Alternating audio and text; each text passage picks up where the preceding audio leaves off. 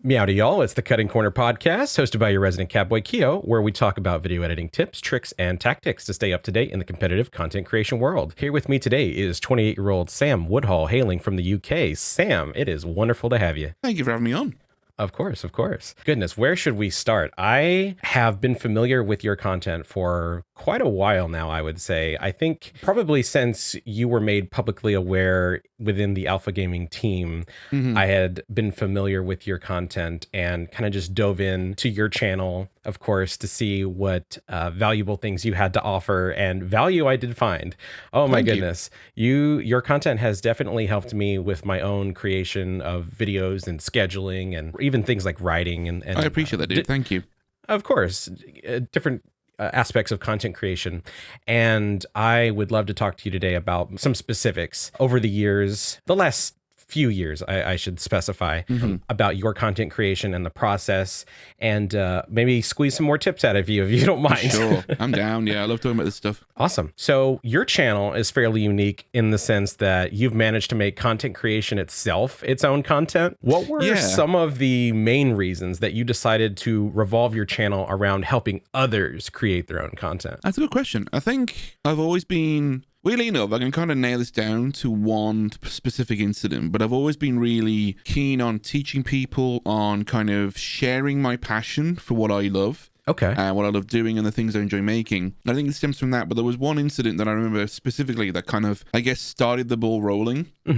And in the UK, we have secondary school, which is around the ages of, I think, between 11 and 15. 16 middle school kind of range. For us. Okay. That'd be middle school for you. Okay. So I think I was in my third or fourth year. I think it was year 9 of secondary school, which is about 14 years of age.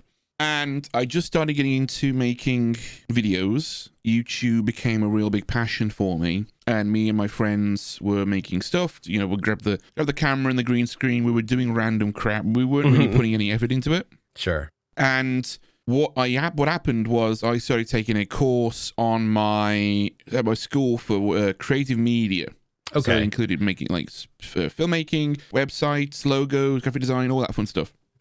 And so there was a moment during one of the lessons, and I just picked up my first MacBook Pro. I've been using Final Cut Pro, and the class was using Final Cut Express at the time. Oh, okay. And I was like, this is like baby stuff compared to what I'm doing right now with Final Cut Pro. Sure. Like, it was literally like the iMovie of Final Cut Pro.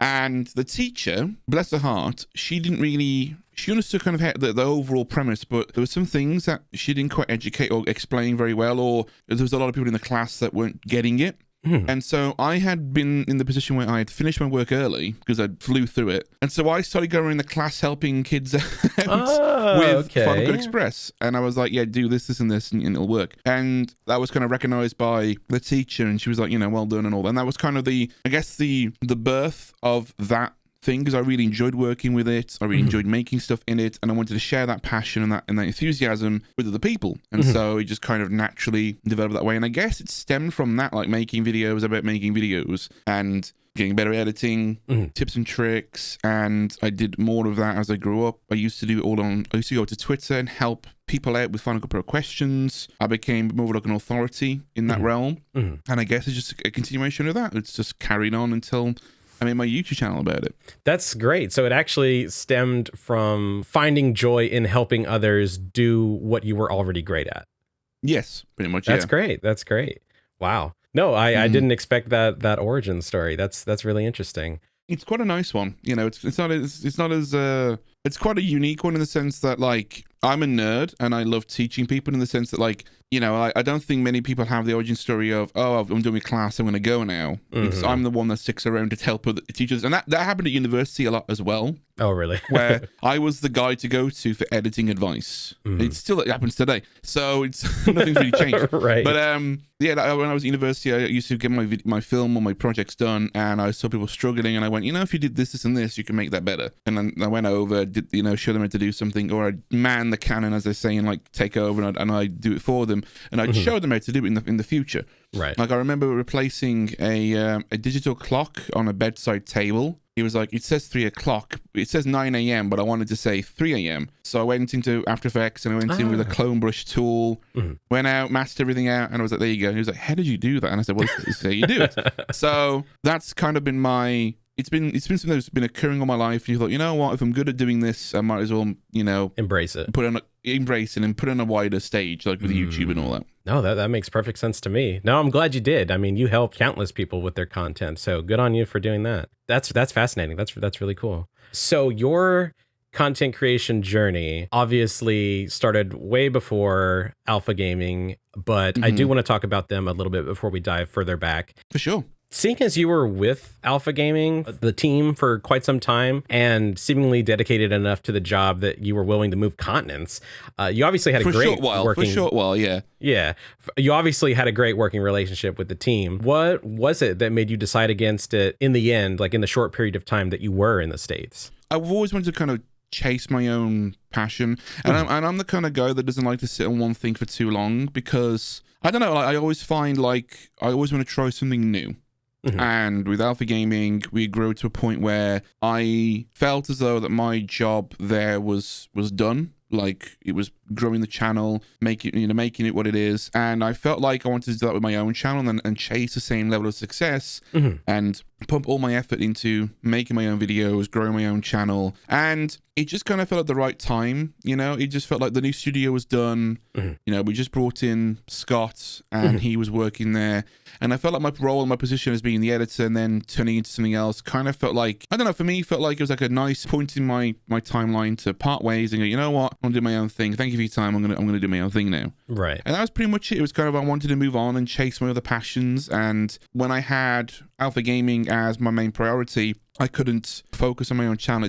Is it Ron Swanson quote where don't half-ass one thing, whole ass two, or don't half-ass two things, whole ass one thing? I think that's right. Yeah, I think that quote stuck with me because I was like, you know what? I'm kind of, if I want to put as much effort into my own channel, I can't do both. And it kind of came to the position of like, you can make a sacrifice and jump to your own, go to your own corner. You're not going to have the security net to having like the Alpha Gaming channel paying you to do it, but the rewards might be greater than where you are right now. And that kind of decision took me about, it took a whole month for me thinking about it, or maybe a bit longer. Sure. And I was like, I think I'm ready to do this. I think I want to do this. And since doing that, I've been very happy with the results that I've been doing. I'm on a good track. So I'm pretty pleased. I'm glad to hear that. Do you think that the move itself to the States kind of triggered something in you that was like, hang on, do I really, really want to do this for the foreseeable future, or do I want to pursue that dream?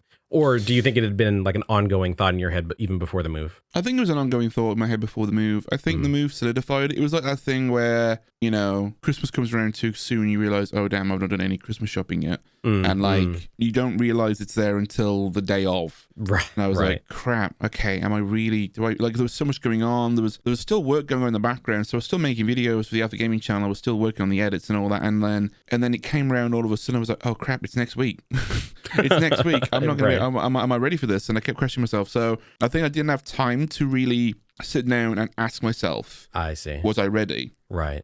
But it had been in the back of my mind going, like, I think I kind of got swept up in the idea of how awesome it would be. And then when it happened, I realized, is this really what I want? Am I really ready for this? Is this something that I want to pursue? Or is the idea of making videos and producing content more exciting to me for my own channel than it is where I am right now? And the Alpha Gaming guys are great, Harris and Scott and Ryan, all of those guys are amazing. I love them to pieces. But I felt like it was that point where I needed to do my own thing and make my own name for myself. Like I needed to kind of start my, for lack of a better phrase, start my own empire, I guess, you know what I mean? Like I want to make my own name out there. I want to do my own thing. And I didn't realize that until I was already out there going, yeah, you know what? Maybe that is what I want to do. And you don't know those kinds of things until you do them. Right. You don't know. I'm glad I tried it, but I'm also glad that I realized that it isn't what I wanted to do. Yeah, no, I'm glad you had the realization as late as it was. Obviously, hindsight's 2020. Exactly. And for sure. I'm sure if you could have decided it in your mind earlier before the move, you might have. But I am glad that you at the very least said, or are able to say,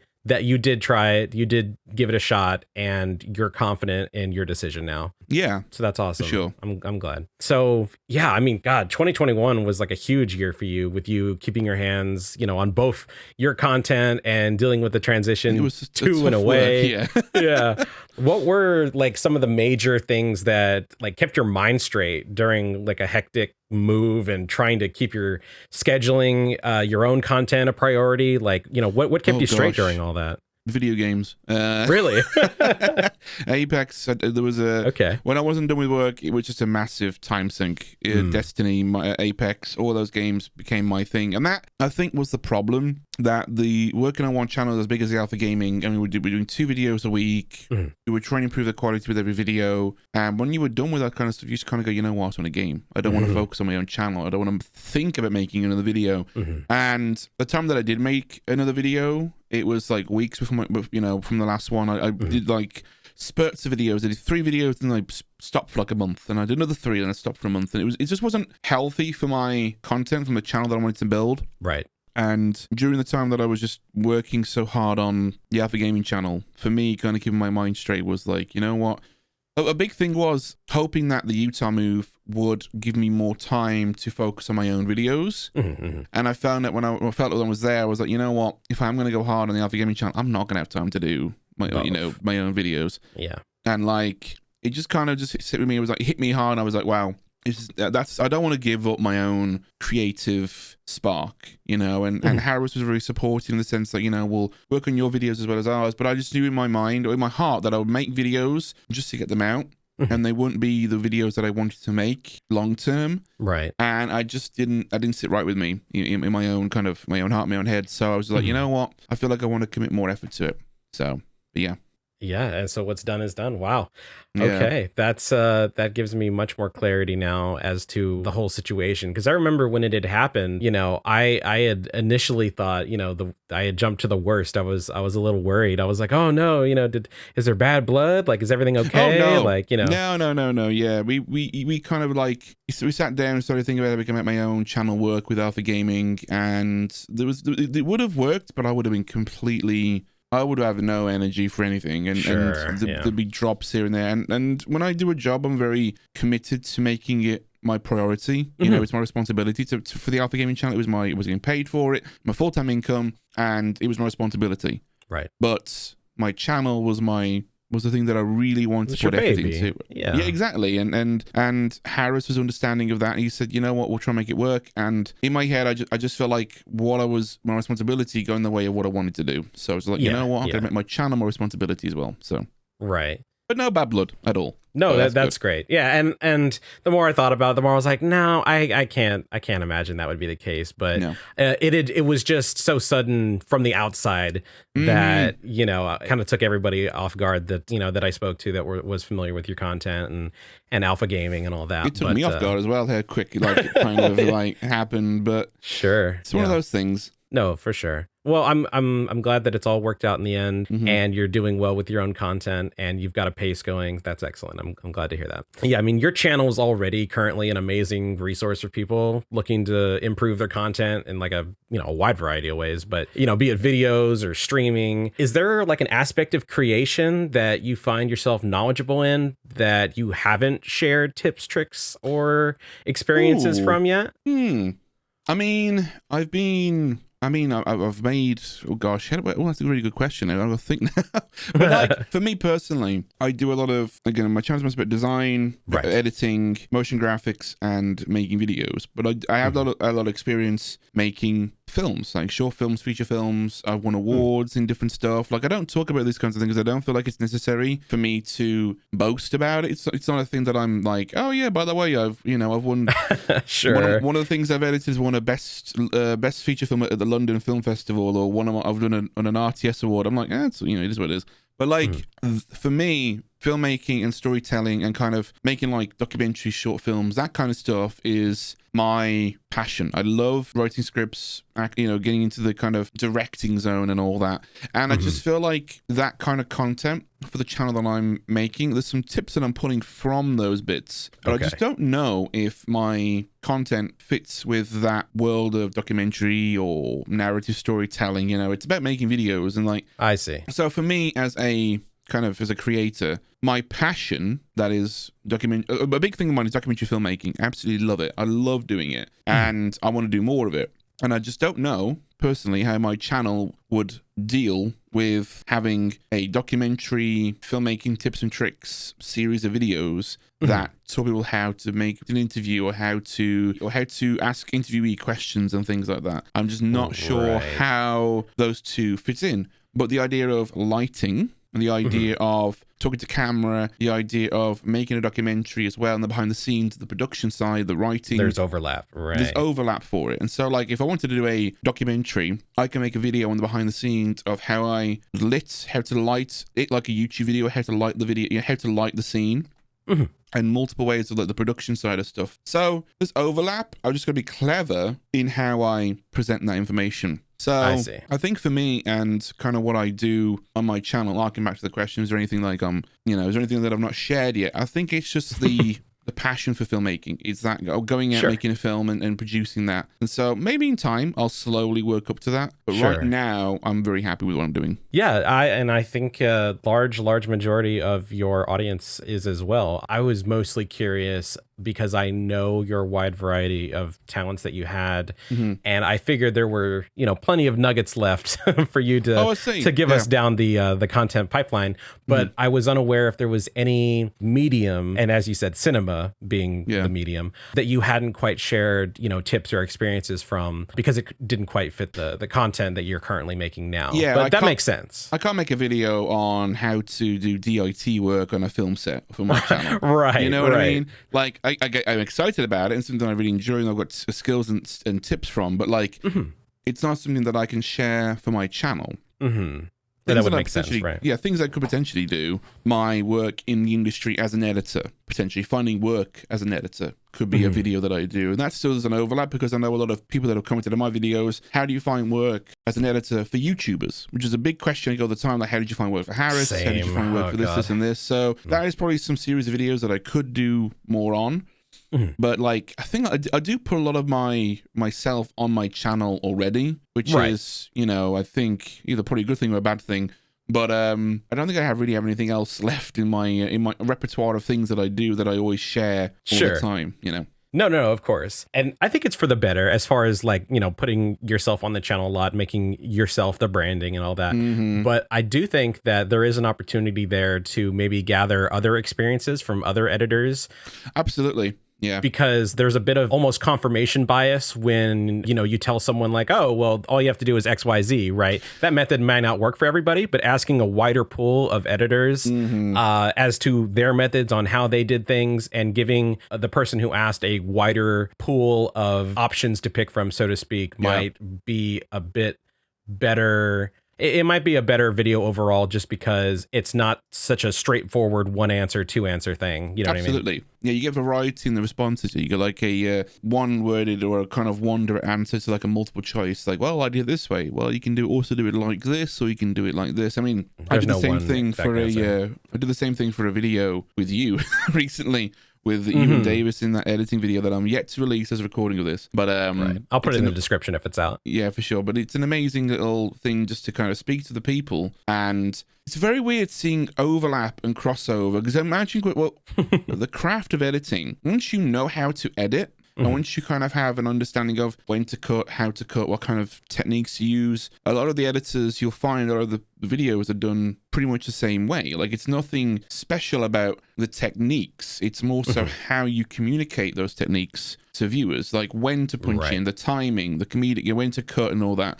And it's great talking to other editors because there's a similarity between mindsets and thinking. Right, mutual understanding. Go, mutual understanding. You go, oh, I know I know when to cut here. And if you give two editors two different kinds of video, or the same video with two different kinds of editors, they'll edit it differently, but you'll see the same techniques coming through. You'll see the mindset that, oh, I Yes. should have done that. Oh, I could have done that here. And then both editors will go, yours is better, because Right. they'll you know what I mean? They'll see Yes, it from both absolutely. perspectives, and they go, oh, I should have done a J cut there, or I should have zoomed in on that part. It's great to speak to that wider pool because there's such variety in the point of views. Yeah, absolutely. I mean, even things like if you gave two editors the opportunity to record B-roll and A-roll of the same thing, they might even do that differently. So getting feedback from other editors and networking, that's a whole different topic, of course, but For sure. very valuable, to say the least. Over the last few years, I would say, you've given some like really amazing tips for improving how people's videos can look. You know, as you said, ranging from things like simple color correction, lighting, gear like monopods, sliders, that sort of thing. One thing I'd love to ask you is, I know a lot of people struggle with picking beginning gear. There are lots of people that wish to create content for YouTube that have like a budget of like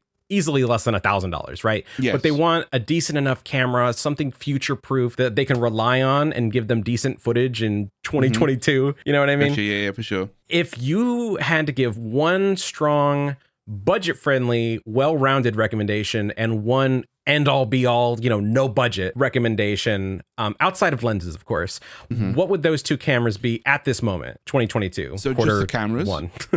Yes, just the cameras. I mean, you can obviously recommend lenses if you'd like. Obviously, like I said, well rounded, because I can't give you specifics on what the majority of people are going to need in lenses, For sure. but something that could presumably Do everything. do well with vlogs or, you know, B-roll, A-roll, If we're whatever. going to go for the be-all, end-all first, for me personally, it's probably going to be the Sony A7 IV. Okay. Because that camera has got some really great features, and it's an amazing camera for content creators because it does great images. It's got like a 24 mega. It's actually got probably even more actually. But it's got a high megapixel sensor. Shoots 4K video. It's a slight crop at 60p, but it's not unmanageable. No. And it's just an all-round fantastic camera for content creators. Now, on the budget end of that kind of spectrum, the ZV-E10, I think it is, there's the replaceable lens. Still really, really good, really, really awesome. However, I know my friend's going to watch this and he's going to comment on it, but if there's a camera of Fujifilm that I don't quite know the model number, but I think maybe the X5 or the T5 or something like that. Fujifilm have some great offerings for kind of budget-friendly cameras that are not full frame, they're still a crop sensor, not micro four thirds, but they're still a crop sensor that have the same kind of power behind a full frame sensor, full frame camera, but they're just on a smaller end. I think the cheapest one that I think is around 400 or 500 bucks. So that is an amazing starting camera. It'd be great. Definitely. And they look great for $500. Like, oh, the footage is amazing. It's all 4K. It looks great. There's dynamic range. It's an amazing quality camera. My only concern is when you start recommending certain cameras like that, like the Sony's on the one end and the Fujifilm's on the other, when you start doing that, lenses become the big problem, as I mentioned before. It's like, oh yeah, recommend the Fujifilm, but upgrade to the Sony afterwards. It's like you spend $6,000 on lenses over time. You got to then replace them all to get the camera. So for me, my biggest recommendation for finding a camera is look for the most expensive option that you have. You go, okay, right, this is the camera that I want to work towards, and then look at what the lower end models are that you can start with. Yeah, so you can then upgrade down the line and you go, right, I'm going to go for this camera. I can use these lenses, and then later down the line I can go, right, I'm going to go for this Sony A7 IV. That is the, you know, the best of the best camera you can get for content creation and all that. And I'm going to work backwards. That's what I would recommend. And more than likely, I think that's the safer option, quote unquote, safer option, just because if you were to buy the A7 IV now in, 5 to 8 years time, more than likely the lenses that you use with the A7 IV will still be compatible. Exactly. Yeah. So yeah. I think it's definitely worth just saving and seeing if you can find the camera that works well enough for you in your high-end budget, just because more than likely, if you're going to create content, you're going to be doing it for a while, and you're going to want it to look as good as possible for as long as possible. So if you start on a budget and then you start building, a lens collection for that camera, you might regret it sooner than you would buying the higher end model. So exactly. And I'd argue that the lenses make more of a difference than the actual camera body, because the camera body will last you 2-3 years. The lenses will designed to last you for life. So I would focus primarily on investing in lenses for a system that you're happy with, and then pick up the body. If it's a cheaper end model, it's fine as long as it does what it does, and then slowly upgrade over time. And then every couple of years a new model will come out. You're gonna feel like you're not with the time. I mean, I'll give you an example. I just bought that new MacBook Pro, and it's nearly here, not here yet, but there's already rumors that they're releasing a new version of the M1 chip, the M2 chip in a couple of months. And I'm my God. Already? Really? I've just bought this new laptop, and there's a new thing coming out that's going to be better than this one. But it's like the upgrading cycle for gear is always going to change, and it's like the stock market. You can never predict what's going to happen. So just invest in what you feel you're happy with and comfortable with, and then go from there. Yeah, no, I think that's excellent advice. And I wanted to ask you specifically because I know that you have a wide familiarity with different types of cameras, specifically for content creation. You know, I know tons of people that work in, cinema, and they'll speak till the cows come home about certain models that no one in content creation is going to be using. You're not going to shoot your videos on an Arri Alexa, are you? You're not going to shoot on a Red Komodo or something stupid. Yeah, I know what you mean. Right. And I don't think I have any millionaire viewers. So because of that, I think it would have been best to ask you because you have that familiarity with a wide brand. So I appreciate your insight. No worries. Okay, so this next topic, I'm going to swing it back far, far, far into the past, just giving you a small little heads up. In a WordPress blog you wrote 11 years ago, gosh. You were heavily torn on the decision to attend uni or not. And you weren't certain if you would be able to pay it back or even have any sort of like job security post-grad. Seeing the course that you eventually took, obviously, now that you're here, if you could have turned back the clock to change your decision, would you? To go to university? Yes, I wouldn't have gone, personally. I mean, it's different for everybody. The course that I went to, because I'm one of those people that love self-learning. Sure. That I love to always keep up to date with what's the new camera, how does it work, how does this work, yada, yada, yada, and so on and so forth. And I spent so much time head down in learning Final Cut. I was watching loads of videos. I was out making my own stuff. I was learning a lot of techniques as I was going from the age of 14. And so from the age of 14 to when I went to university at 18, that's 4 years of me doing my own thing. And what I got from university didn't feel like it was very much in the same, it didn't feel like it was aligned with my interests, or it kind of aided me in getting a career out of it. I mean, I was getting work before going to university. Right. And I was getting recognized for my editing talents before university. And no one's asked me for my degree afterwards. No one's asked me for my credentials afterwards. I mean, I needed it for Utah, but that wasn't, it wasn't a requirement. It was one of the things that helped me kind of get into the country kind of thing. Right. So who would you say university is for then, as far as editors go? Because there's tons of editors that are around that age, right? 17, 18, that are really, really contemplating whether or not it's worth pursuing in university of some sort, be it like just a community college or a full-blown 4-year university. Who is university for editors specifically, would you say? I think if you are baby fresh, brand new, haven't touched a single editing program in your life, then university may be something to do. Because for one, you're going to be working with a lot of material, you'll be working with a lot of video, or you'll be working on stuff that's going to present you with a lot of stuff to work on. That's one of the benefits, I think, from my university looking back, that I did enjoy. Was it got me opportunity to work on different projects. So I could work on a horror film or a music video, and I could work on all these different things and build up repertoire. That's probably the only thing that for me that I got at a university that would be useful to someone new. Right. Things you might not have edited otherwise, you mean? Exactly, yeah. So it gives you kind of a variety of content that you could cut, like a music video or a feature film, a short film, a documentary, and you can really play around and test out and try out the different genres of content and creative out there. And see what you like, right? Yeah, see what you like. You might want to go into editing TV, you might want to go into editing film, you want to go into editing documentary stuff. So that's really great for a beginner. If you've not touched anything, I'd recommend if you are still kind of figuring what you want to do and you go, I want to pursue this more, and you've not touched anything else, you don't have a large portfolio, university is a great thing to start with. Mm-hmm.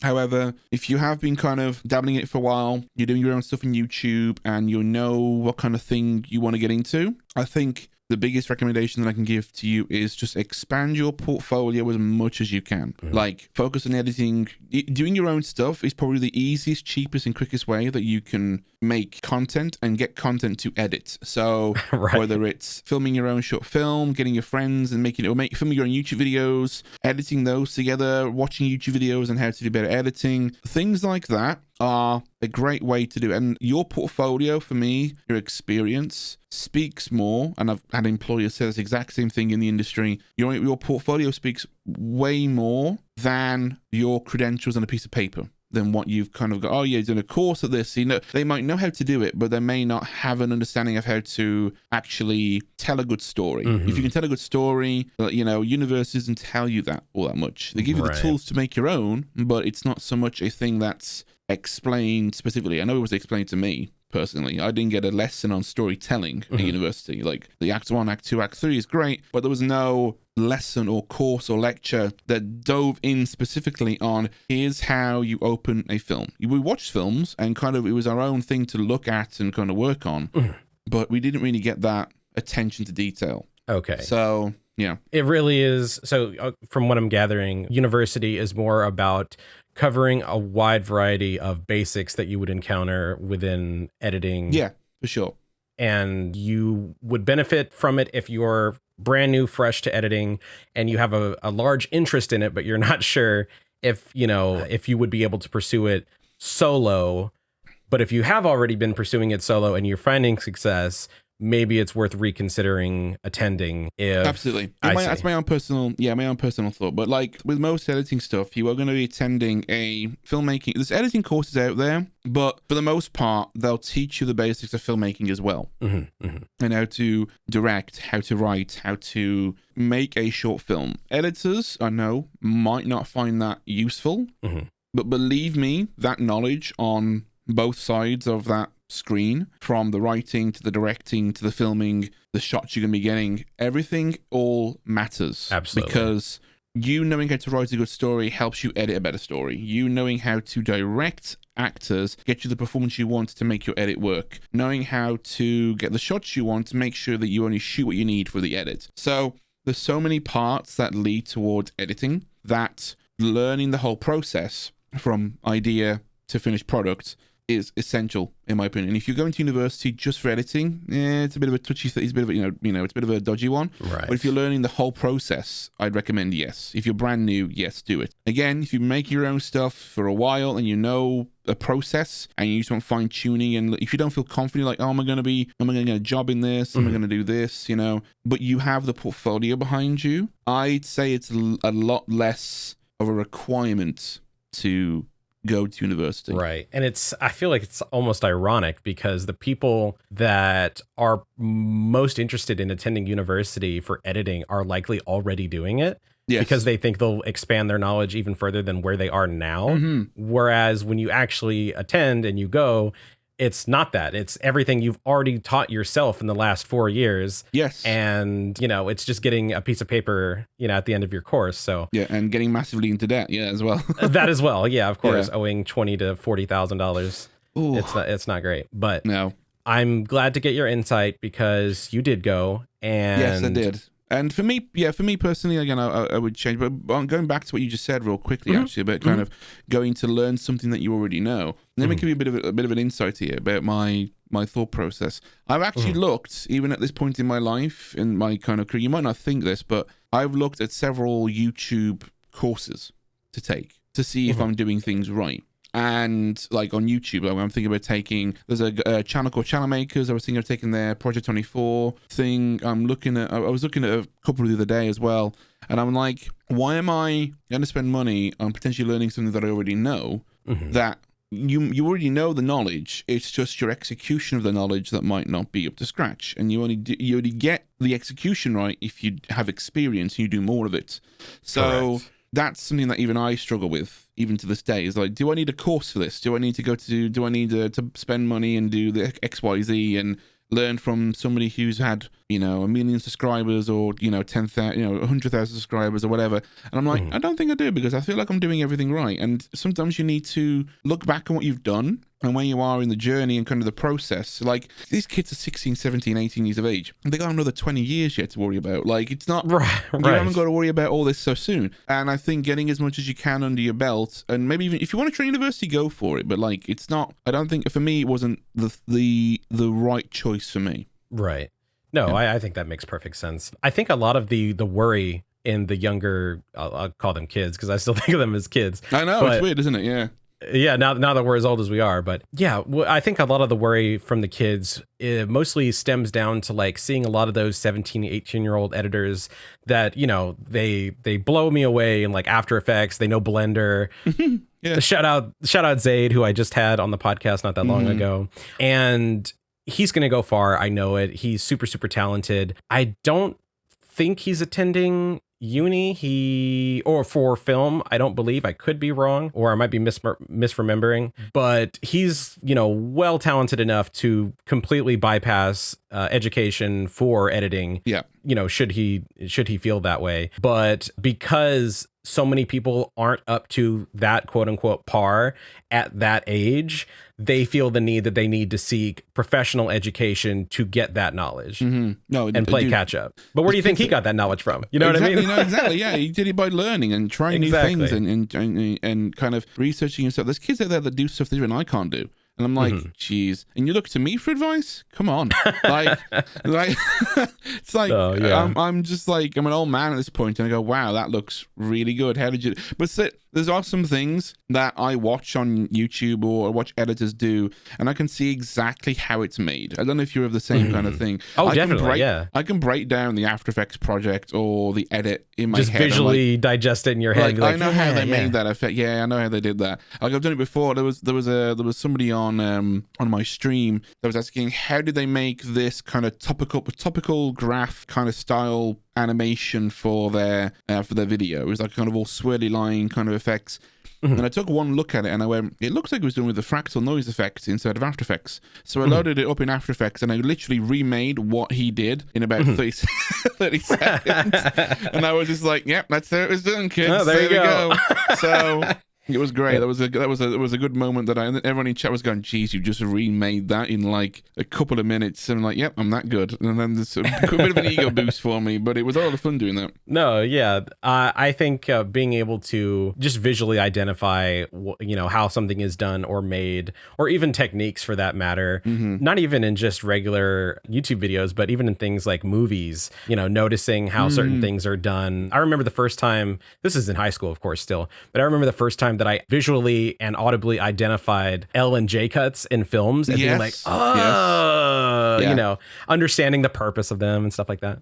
If you're noticing those, that means you're on the right kind of track. Like you're on the right track. You're not like, if you are consciously looking at other people's work and you can identify the techniques that went into making that work, and you've not been to uni or whatever, you've not had the experience, then you're on the right course for kind of, you don't need to know anything more. Essentially, you are learning from what you're doing, and you are experiencing it, and you're basically doing what you are meant to be doing, essentially. And there was like another thing as well is that I find kind of cool, going back to the movie thing. Actually, something that I want to ask you as well in this whole kind of thing is, I believe that editors should not be, or the editing is one of those things. It's the only thing in film you shouldn't notice. Oh, sure. Good editing is unnoticeable. Yeah. Good. It doesn't detract from the experience. Exactly. So like camera work, well, that was nice. You know, you are pulled in with the camera work, you're pulled in with the sound design, you're pulled in with the acting. But editing, if you notice the editing, it pulls you out. It's very fascinating. Yes, absolutely. I think a perfect example is, I believe the movie was Bohemian Rhapsody. Do you remember that? Yes, I do. Yeah. Yeah, I remember the editing was very jarring for a lot of people, especially people that, you know, have no idea how films are made, obviously. But just even the general audience was saying, this is a lot like visually going on. I don't know what these cuts are all about and stuff like that. And I think, unfortunately, it took away from the experience that the movie was trying to provide. Yeah. So yeah, exactly that. If you're not if you're not noticing the editing, it's more than likely doing a good job at what it's trying to do. And if you are noticing it, it's either for an extremely good reason or an extremely bad reason. Yes, for sure. I'm always kind of looking at the editing in films and going, oh, that was nice. I like that. Like looking at transitions or ways of cut shots together. You see a lot of those movies now that are shot in quote unquote one take, and you're always looking for the seams where they go, I can see where they do like a mass transition there to go into the next shot there. Like I can see why they were doing this. And if you are kind of clued in on the technical know-how of editing, you can go, I can recreate that. Then you're doing a good job. So I wouldn't worry about it. No, definitely. 100%. I think that was a great discussion on the whole university thing, because I can name more friends that are questioning university than I have digits on my hands. So yeah, I think that'll be good advice for a lot of people. I hope so, yeah. This kind of ties into everything that we've spoken about in the last 10, 15 minutes. But as your content revolves around helping people make their own be the best that it can be, and trying to help people better understand things like, the algorithm and stuff like that, where do you personally see content heading in the next decade here? Like, is short form content going to be taking a stronghold over the other forms of content, / media? Or is there room for, you think, maybe both to strive in the ecosystem that we're in? I think short form has its place, but I don't think it's going to dethrone long form in any way. Okay. I think TikTok is giving a very skewed idea of the potential that short form is going to give. I think over the next couple of years, we may even see a decline in how popular TikTok is, but how much more popular YouTube Shorts will get. Because I genuinely feel that YouTube Shorts and short form should be that entree, it should be that complimentary little side dish to the long form. I think agree. it should be enjoyed on its own and not be something that kind of, it's not the starter dish to a long form video. Like I see a lot of creators making shorter vertical forms of their own videos to tease a long form video, and I don't think that's how short form should be made. I think it should be done with explicit intention of being self-contained in its own thing, whether it's posing a really quick idea, showing off something really cool, being following a trend of some sort, and not kind of pointing to hey, check out the full video over here. right it doesn't do that because it's so quick to scroll away. No one's going to be paying attention to going, I'm going to click here, and click here. You got to make something enjoyable for the person watching. It needs to be self-contained. It needs to have a user experience about it. And so over the next couple of years, I really think short form is going to become that complementary thing for long form. And I feel the same thing for live as well. I think short form will help live streams get discovered. And we're seeing it already on YouTube, actually. YouTube on mobile have added little live icons for channels whenever they're live. And so I can see that being added to shorts straight away, because if somebody watches a short and goes, oh my gosh, that was hilarious, this guy's live right now, I want to jump in and chat, it's going to be it's an explosion, an influx of new viewers to content. And seeing that on the live dashboard or on the after the live stream ends, you can see where your traffic source comes from. So you can see exactly, oh yeah, this came from, a lot of my traffic came from the short shelf, because it's coming from people clicking through to watch my live stream, which is a lot of fun. So I think live stream, long form, and short form will create an ecosystem around each other. It's like short form will be that quick, nice little bite-sized chunk of content that everyone wants to see very quickly. Long form will be the in-depth main meal, and then live streams will be the kind of the audience kind of experience that it's the engagement, it's that relationship building experience that viewers that watch your channel want to be there for. So do you think people that are promoting their long form content, be it streams or videos, through short form content are doing so redundantly without knowing? Or I believe so, yeah. Personally, I think it's one of those things that's like you're pointing people to watch something longer when they've come for the intention of watching something short, and I see. You are not delivering on a promise. Whenever you click on a title and a thumbnail on YouTube, you are saying to someone, well, if you click and watch this video, I will be delivering XYZ to you. If I say this is the best USB microphone for live streamers, you expect to get a video which details how, why, and what is the best microphone for live streamers. You're not going to come to that video and then go, oh, by the way, check out this video where I tell you what the best microphone of live streaming is. It's you go in there for something completely different, and in that way it creates kind of that the boy who cried wolf response. It's like it's clickbaity. It doesn't kind of generate the same kind of appeal. Sure. And so short form should be it should be all encompassing. It should be made for the platform. I think if you are going to make short form stuff, I think either use your phone or literally flip your camera vertically and film it vertically. Right. Don't go in and crop 16:9 videos to tons of people do that. Yeah. No, it's one of those things. I just don't think it works. It's not a great way to display the information. It works okay for gaming videos because you have a webcam, you have a game, you can kind of do some cool stuff with it. Sure. But when it comes to making content bespoke for the platform, you should absolutely be using the tools to create the content specifically for that platform. And again, it's going to be single. It's going to be kind of all-encompassing. It has to live on its own. It has to be like islands of content that you should tell people in your short form that you make long form. Like, oh, by the way, guys, I make long form videos. Make sure you subscribe to check out more videos from me, yada, yada, yada. You should always do that. You should always tell that. But you should also say in your long form videos that you make short forms as well.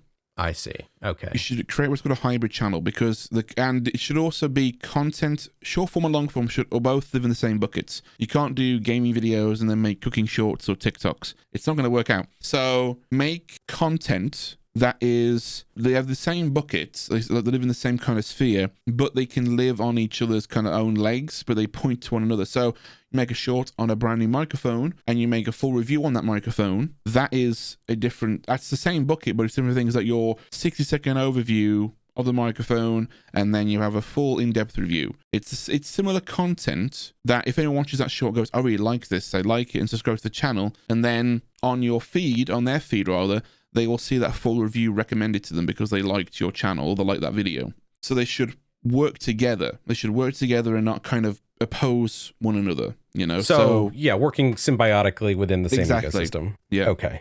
Gotcha. No, that makes perfect sense to me. I don't think I've ever looked at it in the lens of the content being short form should be almost isolated in the sense that you shouldn't have your full-length content bleed over into short-term content. Rather, they should be individually their own thing, but still promote each other and live within the same ecosystem. I think that's a relatively nuanced way to look at it, where I don't think a lot of people are doing that right now. Yeah. But it sounds like I'll give you a good example. Sure, yeah. I was trying to find, what was I looking at now? I was doing an experiment actually, and I was seeing if this happened to me, and it did. So if anyone's listening to this right now, it's a bit of a tidbit. It's actually going to be included in a video that I'm working on. Okay. And if you watch shorts from my channel, say for example, you go on someone's channel and they have shorts. So like, for example, the channel called The Yard, I think it's called The Yard Clips. It's the podcast by Ludwig and all that and all those people. Yes. They have a shorts channel, well, they have a clips channel, and on that clips channel they have shorts. And I watched about 20 shorts from them back to back. I went through, and then I closed the app and I waited a little bit, and I loaded the app up on my home screen. I didn't click on the short shelf. I clicked on the home screen on the YouTube app. Okay. And I scrolled down a bit, and guess what got recommended? The Yard. The Yard.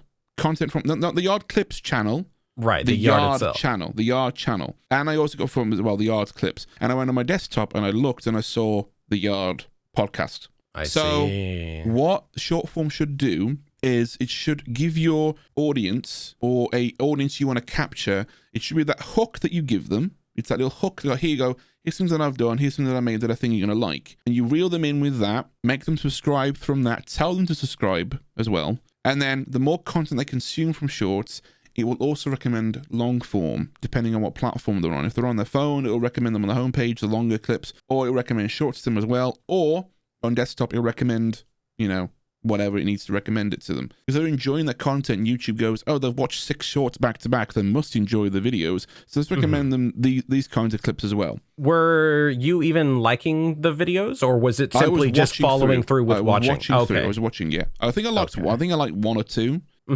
But for the most part, it was just scrolling through and just consuming them to the full length. So make the shorts engaging, make sure they stick around and have replayability. and then just keep making shorts and keep people engaged for the longest time possible. Do you remember how long the shorts were, if you remember? Oh gosh, they're varied in length. So some were like 15 seconds, some were 30, some were 10 seconds long. It was just but always under chunks. like a minute or so. Yeah, under a minute. As long as they're under a minute in vertical format, it'll be a short. If your shorts are engaging and they're longer, they need to, because 100% retention rate on a short is actually bad. What you're looking for in a short or in a TikTok is 200, 300, 400% retention, because you want it to loop. That's the idea. That's how shorts work. So if you can make your shorts loop and they are engaging enough to want to watch back, same goes with TikTok, they will be not pushed out. I don't like saying pushed out because YouTube doesn't push your videos anywhere. It just says, right, we'll find a viewer, we'll put your video in front of them and see if they click on it. And that's what it does. It doesn't say, oh, we're going to send your video to more people. It's like, no, we're just going to try and see if this viewer wants to click on your video. So, because they watch similar things. Right? Exactly. Yeah, for sure. Yeah. No, that's more great insight. Yeah. No. All of these have been wonderful insight that I was previously completely unaware of. So I'm still digesting all this information. Forgive me. No, that's so good. Wow. Yeah. No, I think I might take that advice to heart here in the near future, and we'll see where the podcast goes in the next month or so. But depending on performance, I may or may not do a Clips channel and try to put out something every other day or daily. Or if you're doing a Clips channel, all right, I'd actually recommend not doing that. If you want to bring people to the main podcast channel, don't do a Clips channel. Okay.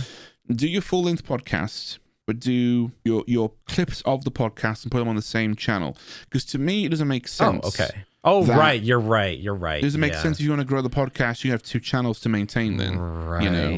You know what I mean? And it's great because it's like the interviews that I did with you and Davis and some stuff I'm working on for some gaming creators right now that I'm interviewing a lot of for a video. A lot of the stuff they're saying is absolute gold that I want to include more of on the channel. Right. I'm not going to include everything they say, but I might use their sections of things they say for shorts. Things that aren't included in the video that are really, really good, solid piece of advice. I can make a short and put it on my channel and, basically create more content around that way. Okay. That makes sense. Yeah, no, I guess I should have thought about that. Being as someone who, has done this for so long. Oh, man. But I think now what you can do is from that, you can now go, okay, right, I'm going to restructure the podcast maybe and get a couple of questions that I can use for shorts. Sound bites, right. Sound bites that I want to include as a short or as a TikTok clip. And I go in with intention of doing that because so many people don't. Shorts are easy to make in the terms of the very low production value, because that's why I enjoy why I find them so fascinating, because all you need is your phone to make them. You don't need a massive amount of production to make a short or a TikTok work really well.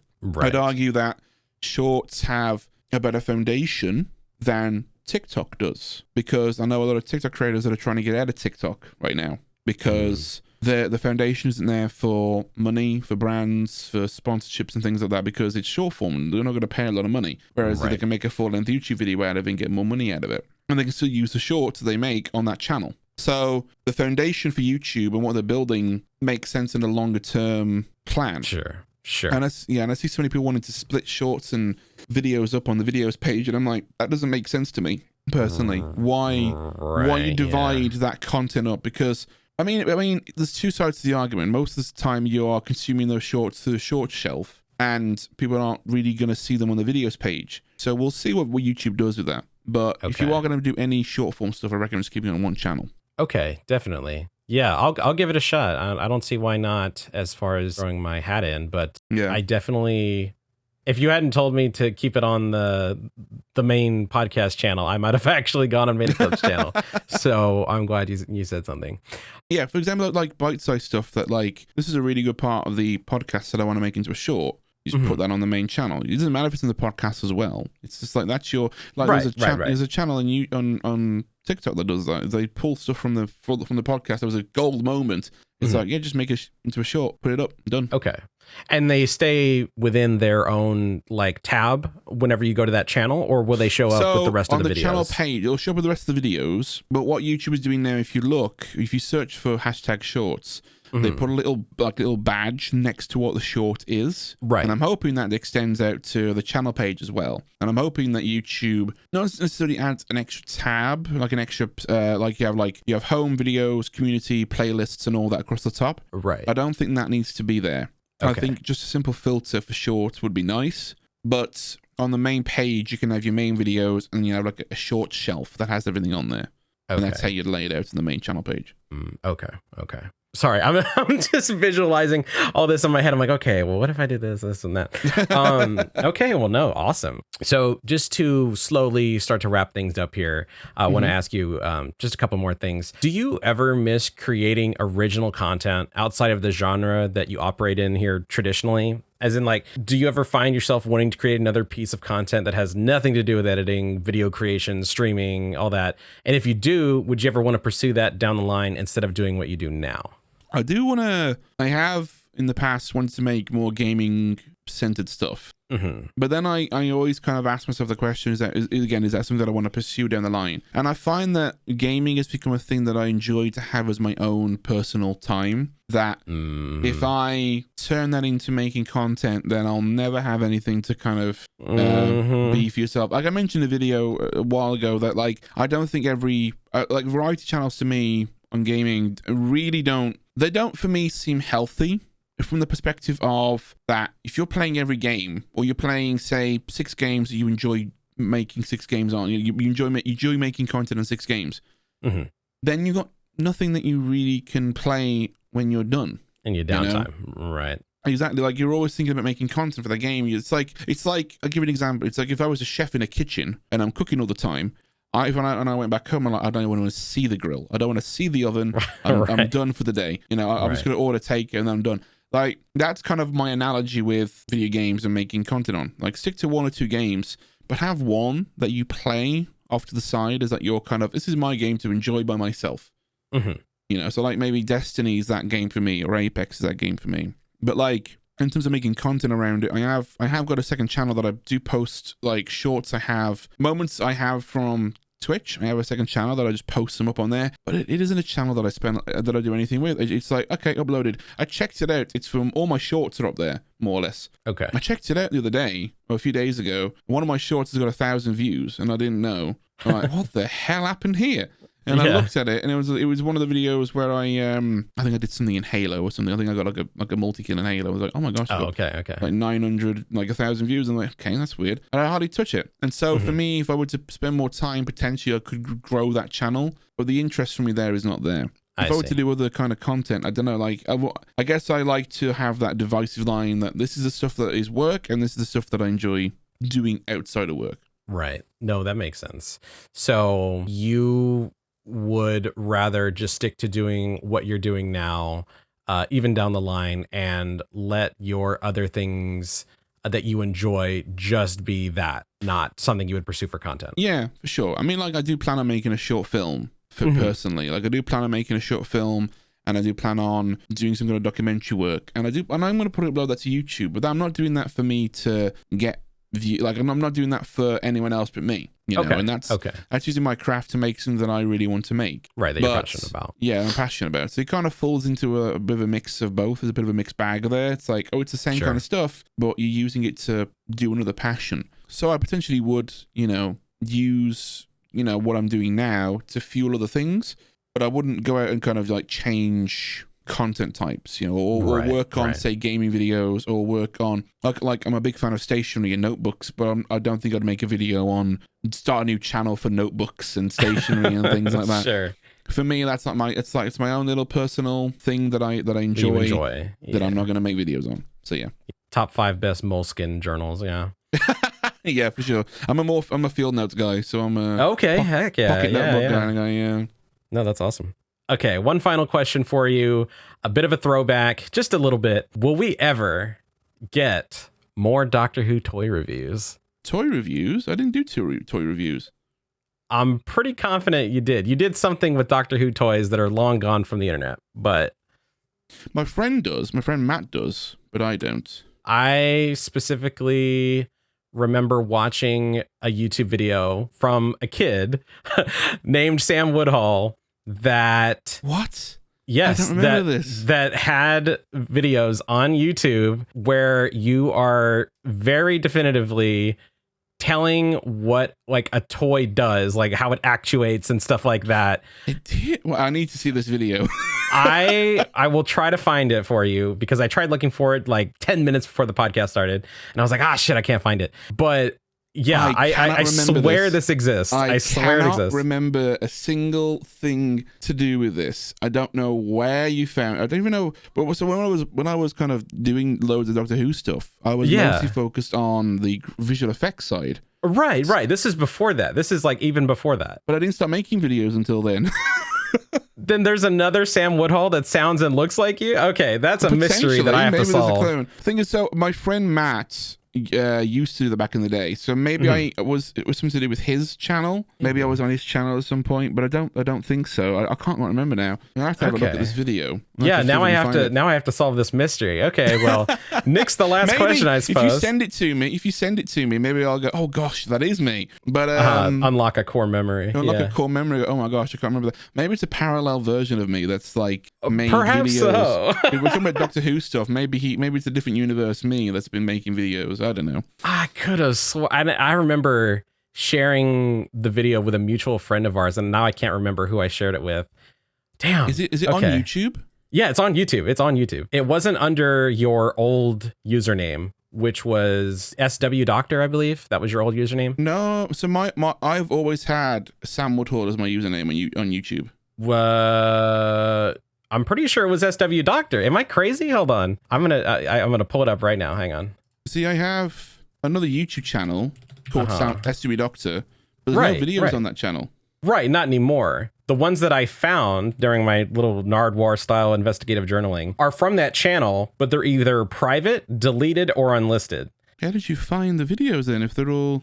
I don't want to give away my investigative... Wow, I'm interested now. Right, sure, I'll tell you after the podcast. After the podcast. But yeah, no. So I guess to give a little bit more insight to why I even asked that question, because it was meant to be a bit of a surprise. Well, I can't believe you found it. I'm surprised. Yeah. Yeah, seeing as you don't even remember the videos, you genuinely might have deleted them a long time ago and just don't remember. But I know that you had an affinity for Doctor Who, since you were a child, presumably. Mm-hmm, yeah. And I was just curious about how Doctor Who kind of came into your life and also affected how you started creating media on YouTube, and how obviously that's brought you, to where you are now. But all that's ruined because you don't remember it. No. Well, I can still talk about it because sure. So yeah, because you did make transitions. Back when I started making YouTube videos. I started doing, all of these are gone from the internet. At least I think they're gone from the internet. But at least some of them may still be lurking in the dark depths and recesses of YouTube. But I used to make videos on. I used to do how do I describe them? I used to do title sequence renditions. Right. Like motion graphics. I used to make my own versions of the title sequence openers and create get the intro. And there was just my own little creative ways of furthering my motion graphics knowledge. They just weren't trying out new ways of making how this animation enters. It taught me a lot about After Effects. It taught me a lot about Apple Motion and Cinema 4D and Blender and all those things. And it was a great exercise. And I started doing those way back in, I was 13, 14 years of age. I started watching Doctor Who back in 2005, which I was about 10 years of age then, I think, more or less. Yeah, about 10, 11 years of age. I was about 11 years of age. And so 4 years later, when I had the tools to start doing it, I started doing it, which is a lot of fun. Yeah. That got me into making Doctor Who fan films, which potentially may or may never be seen. Kind of behind the scenes on the camera, working on stuff and kind of doing all the visual effects and working on the story and the script writing. So it got me writing scripts. Got me working with cameras. That's so fun. It is a lot. It's a fun way to get into it, and that's my nerdy side coming out. And since then, it definitely developed my core skill set for what I have today. That's awesome. No, that's a great. You've made me question whether or not I made a video on Doctor Who. I'm looking for it now. If I find it, I promise Please I'll send it to me, you. and I want to have a look at it and go, what the hell? What channel is this on? So I'm gonna have a little look at it. If I find it, I will include it in the video, and if you don't want me to include it, I'll just like blur it, and it'll just be like an outline of a child. Just I can't remember ever doing it though. Like, that's the thing. Was it on a camera? It was on camera. It was like obviously 4:3 format. It wasn't even 16:9. The kid introduced themselves as Sam. The channel name was Sam Woodhall, and it was themed after Doctor Who. I was like, this is Sam Woodhall. Oh, you should have sent it to me when you found it. I was like, oh yeah. It's all good. If you find it. Anyway. I will. But Sam, it's been super lovely having you on the podcast, man. Thank you for having me on. It's been a great time. You've given me, and everyone else that's listening, of course, tons of amazing advice, and I will certainly be using advice regarding the shorts, immediately, and everything else, super valuable. So I appreciate your time. No worries, dude. I'm happy to be on here. Maybe in the future I can have you on again. That'll be all up to you. I'm down for sure. But for now, I hope you have a wonderful rest of your day, and thanks for coming on the show. Great to be here. Thank you, man. All right.